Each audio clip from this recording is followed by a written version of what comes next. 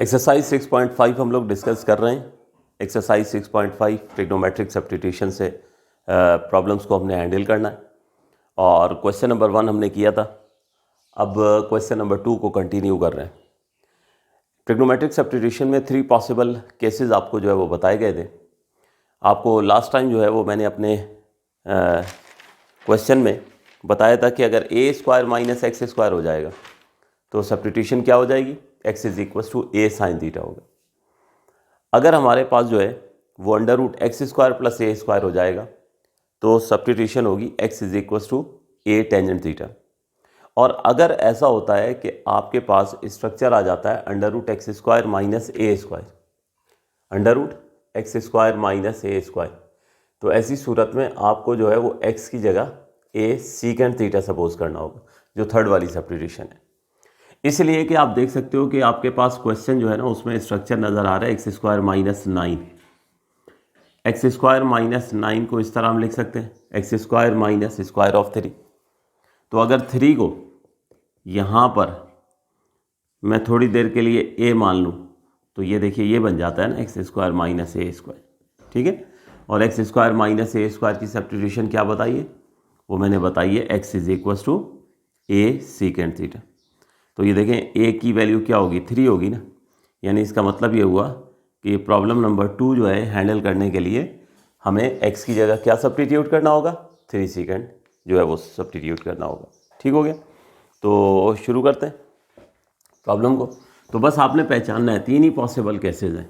ठीक हो गया, वहाँ से आप देखोगे कौन सा केस है और उसके हिसाब से आप ट्रिग्नोमेट्रिक सब्स्टिट्यूशन जो है वो कर लोगे। बस a की वैल्यू जाहिर सी बात है एग्जामिनर चेंज कर सकता है, या 9 के बजाय 4 लिख दे तो 4 जो है वो 2 का स्क्वायर हो जाएगा, a की वैल्यू 2 हो जाएगी। या एग्जामिनर 16 लिख दे तो 16 को 4 का स्क्वायर लिख देंगे तो a की वैल्यू 4 हो जाएगी। या एग्जामिनर 25 लिख दे और आप 5 का स्क्वायर लिख दोगे, a की वैल्यू 5 हो जाएगी।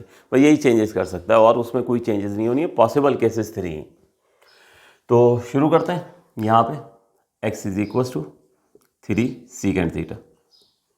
अब इसको डिफ्रेंशिएट करेंगे तो x की जगह आ गया dx, 3 एज इट इज आया। अब सीकेंट का डेरिवेटिव, तो सीकेंट का डेरिवेटिव होगा secant theta tangent theta D theta. ठीक है, सीकेंट x का डेरिवेटिव होता था secant x into tangent x, तो सीकेंट थीटा का derivative secant theta into tangent theta होता है। ये तो हो गई सपोजिशन।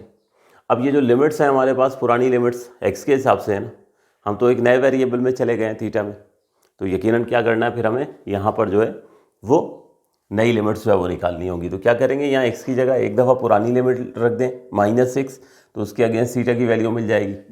फिर इस x के अगेंस्ट अपर लिमिट रख देंगे और उसके अगेंस्ट थीटा की वैल्यू मिल जाएगी। ठीक है, तो एक दफ़ा x की जगह -6 रखना है और एक दफ़ा x की जगह -2 अंडर रूट 3। तो यहाँ पुट करते हैं और नई लिमिट्स निकालते हैं। तो पहले मैं यहाँ x की जगह -6 सब्स्टिट्यूट करूँगा, तो -6 इक्वल्स टू 3 सीकेंट थीटा। तो सीकेंट थीटा हो जाएगा -6/3, क्रॉस मल्टीप्लाई करके 3 को नीचे ले आए, सीकेंट थीटा हो गया -2 के बराबर। ठीक, अब यहाँ से थीटा की वैल्यू निकालनी है तो सीकेंट को लिख लें 1/cos। ठीक, -2 एज इट इज आ गया। अब आप क्रॉस मल्टीप्लाई कर लें तो cos थीटा की वैल्यू आ गई -1/2। यहाँ से थीटा की वैल्यू निकालें तो ये बनेगी cos इनवर्स -1/2। ठीक, और आप कैलकुलेटर से कैलकुलेट कर लीजिए cos इनवर्स -1/2, तो कैलकुलेटर आपको दे देगा 120 डिग्री। ठीक है, cos इनवर्स -1/2 आप कैलकुलेट करोगे तो आपको मिल जाएगा 120 डिग्री। अब आपने तो रेडियन में लिखनी होती है ना, तो 120 डिग्री को रेडियन में कैसे कन्वर्ट करेंगे, आसान तरीका बताता हूँ। देखो हमारे पास यहाँ पर जो है 4 × 30 डिग्री क्या बन जाएगा, 120 डिग्री बन जाएगा ना। 4 तो एज इट इज लिखें, 30 डिग्री को आप जानते हैं क्या लिखते हैं हम, π/6 लिखते हैं। समझ आ रही है बात। 120 डिग्री को मैंने लिख लिया, 120 सिंपल कर लें, 4 को 30 से मल्टीप्लाई करें तो क्या बन जाता है, 120 बन जाता है। ठीक है, 30 क्यों लिखा, क्योंकि 30 डिग्री है, 45 डिग्री है, 60 डिग्री है, 90 डिग्री है। इनके रेडियंस में तो हमें पता है ना कि 30 डिग्री जो है π/6 होता है, 45 डिग्री π/4 होता है। ठीक है, 90 डिग्री π/2 होता है, तो उसका मल्टीपल बना दिया मैंने। तो 30 होता है π/6। तो अब 4 और 6 को कैंसिल करें तो 2 2 ज़ा 4, 2 3 ज़ा 6, तो यानी 120 डिग्री जो है किसके बराबर हो जाएगा, 2π/3। तो ये बेटे हमारे पास लोअर लिमिट आ गई 2π/3। तो इसका मतलब -6 की जगह नई लिमिट क्या आ जाएगी, 2π/3। इसी तरह से अब ये हम यहाँ पे अपर लिमिट निकालते हैं। तो x की वैल्यू यहाँ पर हम -2√3 रखते हैं। तो -2√3 = 3 secant थीटा। 3 को क्रॉस मल्टीप्लाई करके इधर लें तो ये आ जाएगा -2√3/3 आ गया। अगले स्टेप में ये हो जाएगा -2/√3। अब ये कैसे हुआ, तो ये स्टेप्स मैं यहाँ बता देता हूँ। देखो हमारे पास जो है -2√3/3 था। देखो ये जो 3 है ना, इसको मैं लिख सकता हूँ √3 × 3। एक ही बात है, रूट के अंदर जब पेयर बन जाता है तो रूट से बाहर आ जाता है। अगले स्टेप में अगर दोनों 3 पर मैं अलग अलग रूट लिख लूँ तो हम कह सकते हैं ना कि 3 किसके बराबर है, √3 × √3। समझ आ रही है बात। तो -2√3 आया, यहाँ इस 3 को लिख दिया √3 × √3, जैसा कि ये स्टेप्स यहाँ पर आपको मैंने बताएं। तो एक √3 से एक √3 कैंसिल हो जाएगा, तो क्या बन जाएगा, -2/√3। ठीक है, तो डायरेक्ट कर लिया करें, मैंने तो ये स्टेप्स इतने करने भी नहीं है, हमें सिर्फ समझा दिया आप। अब उसके बाद इस सीकेंड को लिख देंगे 1/cos -2/√3। अब इसको कर लें क्रॉस मल्टीप्लाई, तो cos थीटा ये हो जाएगा -√3/2। Theta = cos inverse -√3/2। अब यहाँ से इसकी cos इनवर्स -√3/2 कैलकुलेट करेंगे। तो जिस तरह यहाँ पे आया था 120, अब ज़रा ध्यान से देखिएगा, cos इनवर्स -√3/2 ये आ जाएगा 150 डिग्री। तो जिस तरह 120 डिग्री को हमने कन्वर्ट किया था रेडियन के अंदर, 150 को कन्वर्ट करना हो तो वो भी मल्टीपल ऑफ 30 बन जाएगा। ठीक है, यानी हमारे पास हो जाएगा 5 × 30। 5 को अगर 30 से मल्टीप्लाई करें, 5 3 = 15 होता है और आगे 0 आ जाएगा। तो 150 को हमने मल्टीपल ऑफ 30 बना लिया। मल्टीपल ऑफ 30 बना लें, मल्टीपल ऑफ 60 बनाएंगे, मल्टीपल ऑफ 90 बनाएंगे, वो नंबर के ऊपर डिपेंड करेगा, एंगल के ऊपर। तो 5 तो ये रहा, 30 को लिखते हैं π/6। तो इसका मतलब ये हुआ कि 150 डिग्री को रेडियन में क्या लिखते हैं, 5 π/6। तो हमारे पास दूसरी लिमिट आ गई, अपर लिमिट जो है 5 π/6। तो जो पहले इंटीग्रेशन हमें -6 से -2√3 तक करनी थी, अब 2 π/3 से 5 π/6 है। ठीक है, यानी 120 से 150 डिग्री के दरमियान हमें जो है इसको इंटीग्रेट करना।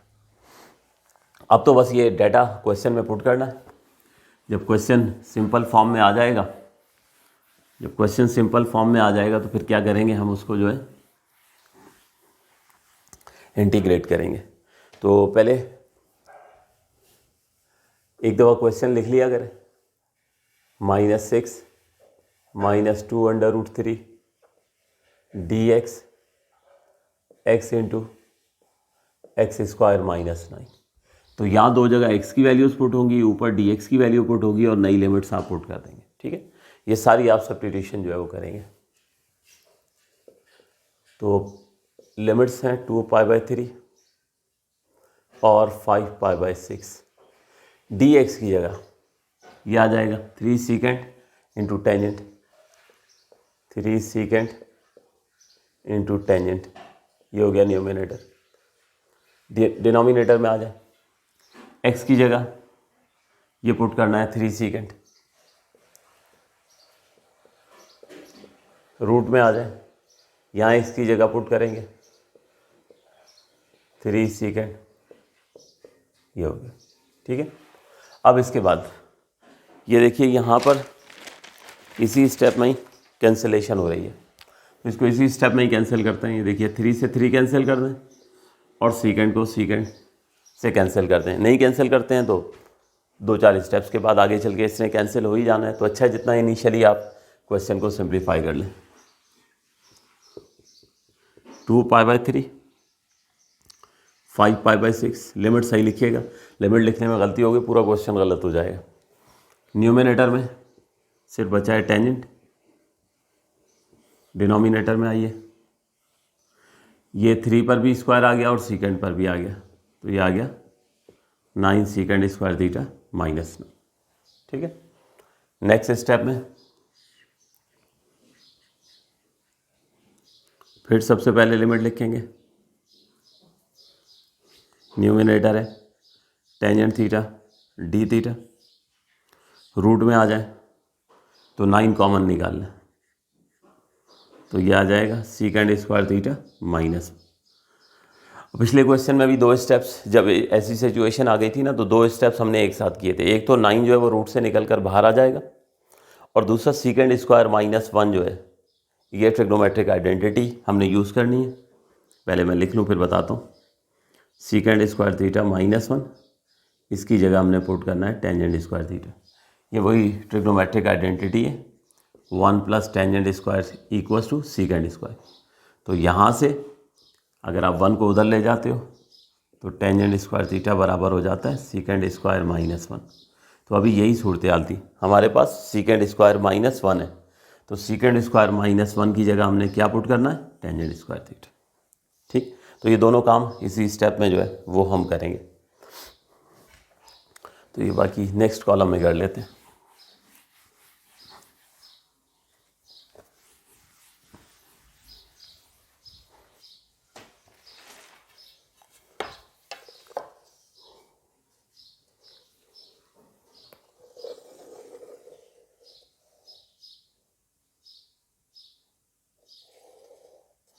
ओके, तो लिमिट्स 2π/3 है लोअर लिमिट, और अपर लिमिट 5π/6। चलिए, न्यूमिनेटर एज इज आएगा tangent theta D theta. 9 root से बाहर आया और वो हो गया 3, रूट के अंदर सीकेंड स्क्वायर -1 की जगह आ गया टेंजेंट स्क्वायर।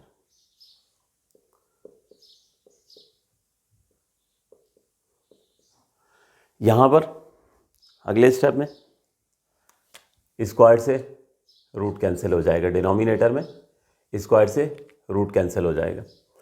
ये वाला 3 इसको आप जो है बाहर शिफ्ट कर दें, इसी स्टेप में ही फिर कर देते हैं। डिनोमिनेटर वाला 3 तो ये बाहर चला गया, 2π/3, 5π/6 ये हुआ। ठीक है, और ये हो जाएगा tangent over tangent, tangent over tangent हो गया। अब क्या होगा यहाँ पे बेटे, टेंजेंट से टेंजेंट भी कैंसिल हो जाएगा। और लीजिए, हमारा क्वेश्चन सिंप्लीफाइड फॉर्म में आ गया। अभी तक हमने कोई ट्रिग्नोमेट्रिक टेक्निक इस्तेमाल नहीं की है, एक लिहाज से इंटीग्रेशन की ही नहीं है। केस को देखते हुए, इंटीग्रेंट को देखते हुए, x² - a² था तो हमने सीकेंड की सपोजिशन की है, नई लिमिट्स एडजस्ट की हैं, क्वेश्चन में पुट किया है, और इसको ट्रिग्नोमेट्रिकली हम सिंप्लीफाई करते आए। यहाँ तक है कि हमारा क्वेश्चन देखो कितनी सिंप्लीफाइड फॉर्म में आ गया। ये आ गया 1/3 इंटीग्रल ऑफ 2π/3 5π/6। ठीक है, ये हमारे पास जो है आ गया, इंटीग्रल ऑफ 1 बन गया है समझो। और बस अब इसको इंटीग्रेट करना है, लिमिट्स पुट करनी है, और इसकी जो है कैलकुलेशन करेंगे तो हमें आंसर मिल जाएगा। तो ये हो गया 1/3, 1 का इंटीग्रल 1 है ना यहाँ पे, इसका मतलब क्या आ जाएगा, थीटा आ जाएगा। नई जो लिमिट्स हैं हमारे पास इन फॉर्म ऑफ थीटा, वो आप क्या करोगे, यहाँ पे स्क्वायर ब्रैकेट बनाकर लिख दोगे। अब इंटीग्रेट हो गया, 1 का इंटीग्रल थीटा आ गया। अब इसमें लिमिट पुट करेंगे, तो सबसे पहले अपर लिमिट, फिर माइनस की साइन आएगी, फिर लोअर लिमिट आएगी। तो 1/3 अपर लिमिट है 5π/6, लोअर लिमिट है 2π/3, ये हो गया। ठीक है, पहले थीटा की जगह अपर लिमिट रख दी है, फिर माइनस की साइन लगाई, और फिर इस थीटा की जगह लोअर लिमिट आ गई। ये एलसीएम निकालिए, तो डिनोमिनेटर आ जाएगा 6, तो 6 1 ज़ा 6, 1 जाके 5π से मल्टीप्लाई हो गया। माइनस की साइन आई, 3 2 ज़ा 6, 2 जाके 2 पाई से मल्टीप्लाई हुआ तो ये हो गया 4 पाई। और इस तरह से हमारे पास फाइनली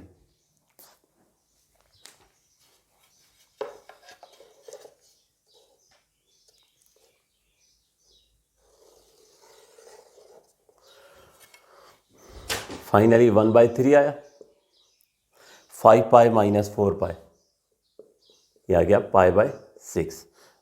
और पाई/6 को आप 1/3 से मल्टीप्लाई करेंगे तो ये हमारे पास पाई/18 आंसर आ जाए। तो उम्मीद है आप लोगों को स्टूडेंट समझ आ गया होगा। ठीक है, नोट कीजिए और उसके बाद फिर आगे फर्दर हम नेक्स्ट क्वेश्चन को कंटिन्यू करते हैं। Thank you.